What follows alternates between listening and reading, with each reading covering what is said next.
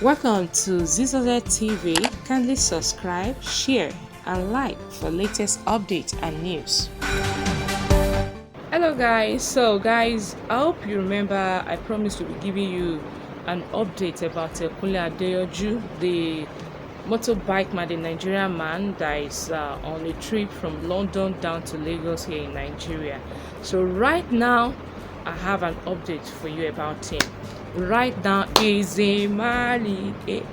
Mali is getting closer to home as he has spent 19 days on the road in his journey in his London journey to Lagos. So he has spent 19 days out of 25 days. He said he's gonna be spending on motorcycle right from London down to Nigeria. So he has crossed from Senegal.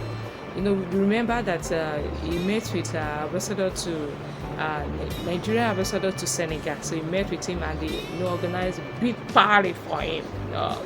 They just to cheer him up. So right now he's in Mali. So he has crossed from Senegal to Mali. So and he put this on his Twitter page yesterday. That was Monday on the 9th. So that's it about it. So we wish you safe journey, Oga Kunle Adeyoju. We are waiting for you. We can't wait to see you. Thumbs up for you. Well done.